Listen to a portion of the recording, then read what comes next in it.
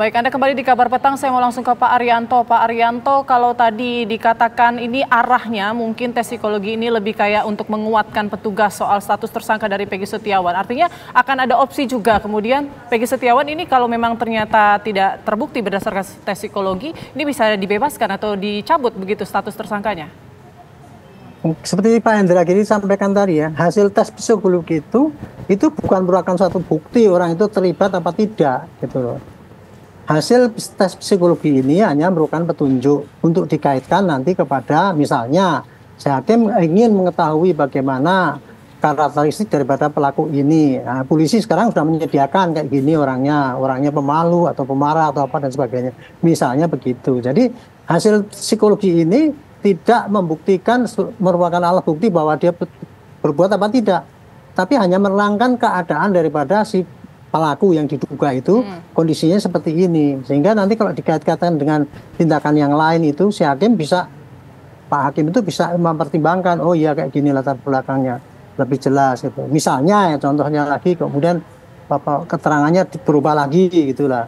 Nah, dengan adanya tes psikologi ini kan Pak Hakim kan bisa menilai orang ini sebetulnya normal atau tidak normal ataupun ini gimana gitu. Jadi kira-kira hasil psikologi itu tidak menentukan dia terbukti apa tidak, hanya menambah keterangan supaya bisa dipertimbangkan sebagai hakim untuk menilai suatu alat bukti yang lain itu apakah memang layak apa enggak dijadikan alat bukti gitu. Jadi ini arahnya cuma untuk memperkuat aja bukti yang dikumpulkan oleh polisi ya, itu bukti misalkan pengambilan keterangan daripada saksi, oh dia diambil dari orang yang seperti ini modelnya gitu.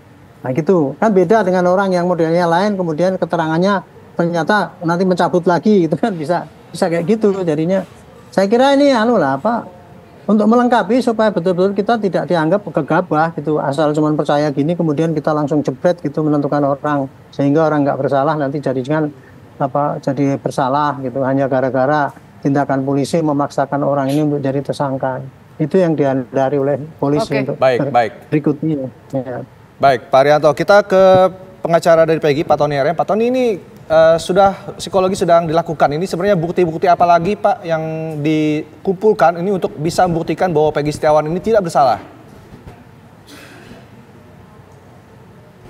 Ya, pertama saya ingin mengapresiasi dulu tuh Pak Arianto. Kali ini komentar Pak Arianto itu membuat kami dan keluarga Peggy Setiawan adem kata-katanya. Karena sebelumnya selalu kan kami menilainya membela Polri ya, membela penyidik. Nah kali ini adem lah, objektif. Oke, jadi jadi gini, setelah saksi-saksi yang mengetahui bahwa Peggy Setiawan itu berada di Bandung ya, baik sebelum sampai saat kejadian, kami juga lagi mengumpulkan bukti-bukti ya, baik itu jejak digital, kemudian bukti-bukti lainnya ya, yang itu akan kami sampaikan nanti apabila ya perkara ini sampai ke persidangan, baik di pra-peradilan maupun di persidangan perkara pokok itu, Pak. Jadi untuk di kepolisian ini, untuk saksi-saksi ini kami sudah cukup ya, karena sudah lumayan banyak, sudah 7 saksi yang mengetahui bahwa Peggy Setiawan itu berada di Bandung pada saat sebelum dan sampai kejadian atau sampai setelahnya. Setelah kejadian juga memang berada di Bandung. Itu. Oke. Jejak digital itu maksudnya apa saja? Ya, akun Facebook Peggy Setiawan itu ya sudah sangat jelas ya, dari mulai bulan Maret, April, Mei, Juni, Juli terus sampai Agustus, sampai 24 Agustus itu berada di Bandung. Nah, saya ya tadi menanyakan kepada Peggy Setiawan mengenai akun Facebooknya itu, memang itu adalah akun Facebooknya. Lalu kami tanya, ini akun Facebook ini sudah diacak-acak, saya bilang, mengenai status keberadaan Peggy Setiawan berada di Bandung 24 Agustus, pokoknya banyak sebelum kejadian. Ini sekarang ini sudah berantakan. Saya tanya, penyidik minta nggak akun password Facebook? Lalu Peggy Setiawan tadi menjawab iya katanya. Oh pantas. Jadi saya curiga, saya khawatir ya, kami khawatir akun Facebook ya, itu jejak digital yang menunjukkan bahwa jauh sebelum kejadian, bahkan sampai menjelang kejadian ya, itu statusnya ada berada di Bandung, tidak di Cirebon ya. Kami khawatir dengan diacak-acak itu ya, itu menghilangkan, ini nggak fair gitu loh. Kalau berarti lokasi ini sampai berubah terjadi ya, yang acak-acak itu adalah oknum penyidik ya. Berarti dari lihat status di ya, tetapi tim kami sudah melakukan perekaman layar ya, atau screenshot status akun Facebooknya Peggy Setiawan itu, sehingga kami masih mempunyai bukti-bukti. Oke, baik.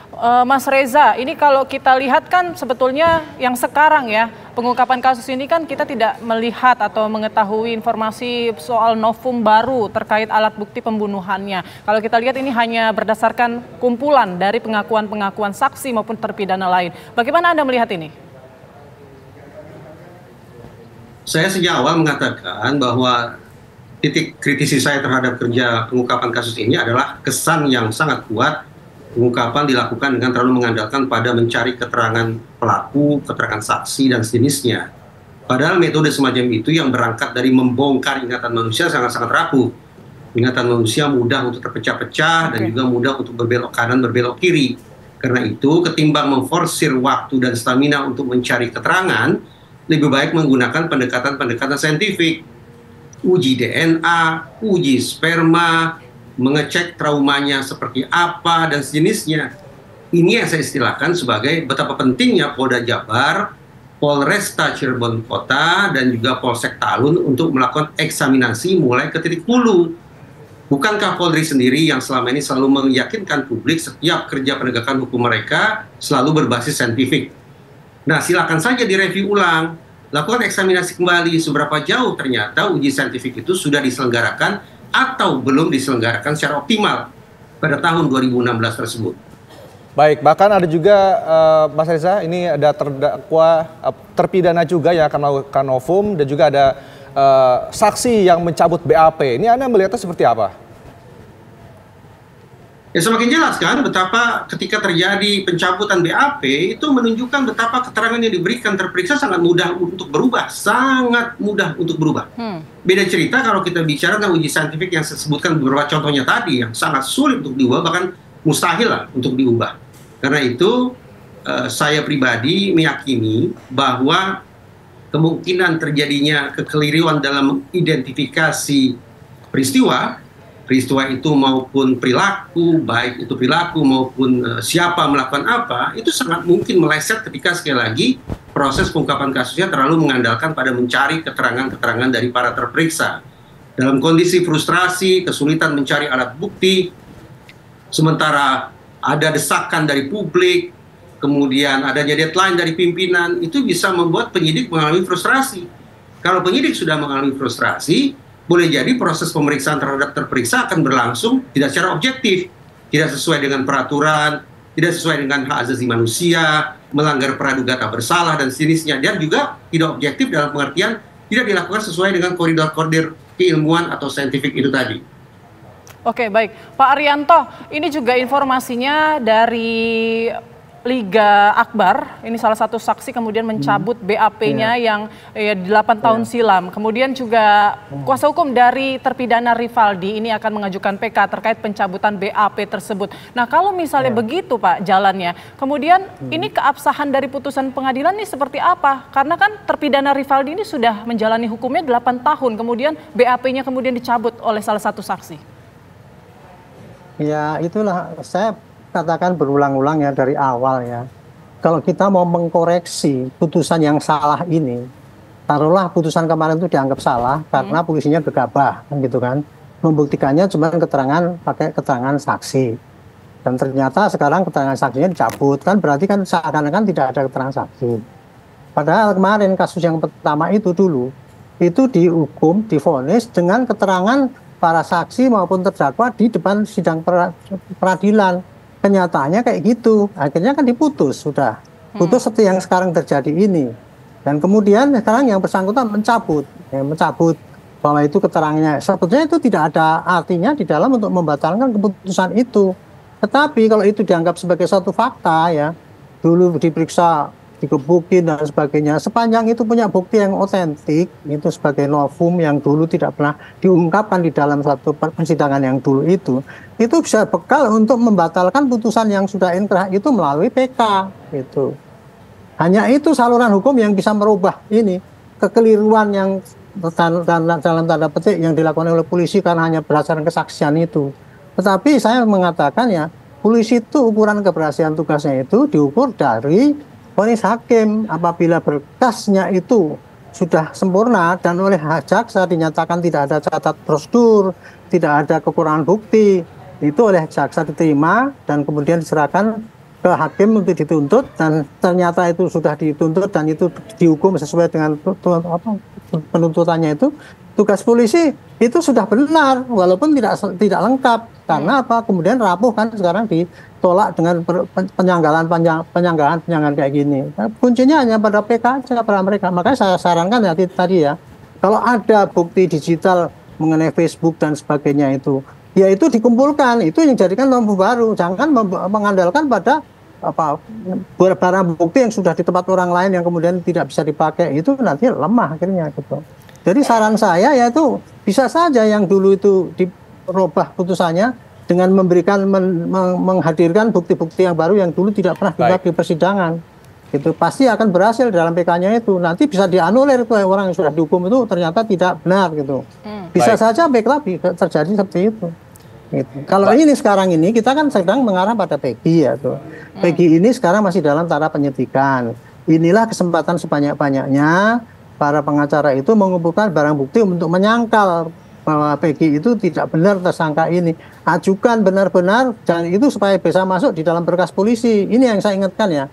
Yang harus keterangan-keterangan itu jangan hanya disampaikan ke media, tapi harus betul-betul masuk di dalam berkas perkara polisinya, sehingga berkas polisi yang dikirim ke jaksa nanti benar-benar memuat keterangan yang memberatkan maupun yang meringankan, sehingga jaksa nanti tidak tertipu lagi dalam tanda petik oleh polisi, hanya disodorkan yang memberatkan sehingga jaksa yakin ini bisa dituntut. Sementara keterangan yang meringankan itu tidak dimasukkan. Nah, itu namanya polisi curang kalau menurut saya gitu. Jangan sampai terjadi kayak gitu. Kalau mau fair gitu. Baik, kita ke Pak Tony kalau begitu. Ini melihat ada yang mencabut BAP, ada yang mengajukan PK. Ini Anda melihatnya seperti apa, Pak Tony? Ya, saya melihatnya memang PK itu salah satu jalan yang terbaik ya untuk kalau memang Liga Akbar itu mencabut, berarti kan Liga Akbar yang semula di dalam kesaksiannya dalam putusan pengadilan itu bersama dengan Muhammad Rizky boncengan dengan Pina, Liga Akbarnya itu sendiri, kemudian dilempari, Liga Akbar selamat, kemudian Liga Akbar mengenali salah satu pelaku ya, namanya Rivaldi. Nah dari Rivaldi kemudian ngoceh ya, menyebut nama-nama. Semula saya meyakini hal itu, tetapi kemudian setelah Liga Akbar mencabut keterangannya, ternyata Liga Akbar tidak berbarengan dengan Muhammad Rizky atau Eki, malah ketemu terakhir di SMA 4, kemudian pisah karena Muhammad Rizky pamit ke Kuningan. Berarti apa yang dituangkan dalam putusan itu, kesaksian Liga Akbar itu kan berarti nggak benar kan, menurutnya karena ditekan, mengikuti skenario penyidik dan seterusnya. Karena ini untuk bisa PK memang penasihat hukum itu ada lagi saksi Aep ya, selain Liga Akbar. Aep juga berperan penting juga karena yang menginformasikan kepada Pak Rudiana ya, ayah dari korban laki-laki, kemudian ditangkaplah waktu itu beberapa pelaku. Nah, Aep ini keterangannya bertolak belakang dengan keterangan dia ya di putusan pengadilan dan keterangan dia yang sekarang, yang mana ketika melihat rame-rame dilempari dia takut kemudian pergi. Nah, Aep ini berarti memberikan keterangan bohong. Jadi Aep harus dilaporkan ini ke polisi supaya dijerat dengan pasal 242 ayat 1 memberikan keterangan palsu di bawah sumpah. Nah, putusan pengadilan terhadap atas Aep terbukti memberikan keterangan palsu, maka putusan pengadilan itu menurut saya bisa dijadikan opum karena sudah terbukti bahwa Aep telah memberikan keterangan palsu sehingga membuat orang jadi dihukum, membuat terdakwa jadi dihukum. Jadi Aep harus dilaporkan dulu, putusan pidananya kalau terbukti Aep bersalah memberikan keterangan palsu, maka putusan pidananya bisa untuk jadi opum untuk PK. Oke, baik. Atas 8 terdakwa itu. Oke, itu baik, kalau menurut saya. Terima kasih banyak Mas Tony, Mas Reza Indragiri, dan Pak Arianto telah bergabung bersama kami di Kabar Petang hari ini. Terima kasih, sehat selalu.